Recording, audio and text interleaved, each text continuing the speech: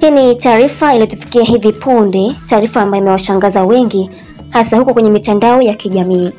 Ni mara baada ya makamu mwenyekiti wa Chadema John Heche kumuita kiongozi mkuu wa nchi dikteta. Kabla sijakupa undani wa habari hii, tafadhali kwa mtazamaji ambaye hujasubscribe, bonyeza maneno mekundu ya subscribe kisha alama ya kengele.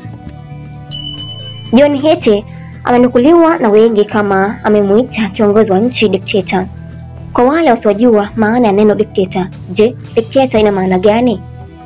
Nikifuatilia vitabu na tafsiri, neno dikteta lina maana ya kwamba kiongozi wa nchi mwenye mamlaka makubwa kupita kiasi, ambaye hutawala bila kupingwa, bila kufuata demokrasia, na mara nyingi hutumia nguvu, vitisho au sheria kali ili kudhibiti wananchi. Sasa tukienda kwenye taarifa kamili, ni kwamba masaa kadhaa yaliyopita chombo cha habari cha CNN kiliposti taarifa inayoongelea juu ya umoja wa bunge la Ulaya kupiga kura na kuazimia kusitisha Tanzania misaada zaidi na kutaka uchunguzi rasmi wa yaliyotokea Oktoba 29, ambapo bunge la Umoja wa Ulaya lilikana kujadili hali ya kisiasa na haki za binadamu nchini Tanzania, ikiwa ni pamoja na madai ya ukandamizaji wa upinzani na masuala ya uongozi wa sheria. Katika mjadala huo, wabunge wa EU walipitisha uamuzi wa kuzuia sehemu ya ufadhili mkubwa ambao Tanzania hupokea kutoka umoja huo, wakitoa sababu za kuongezeka kwa malalamiko ya ukiukaji wa haki za binadamu.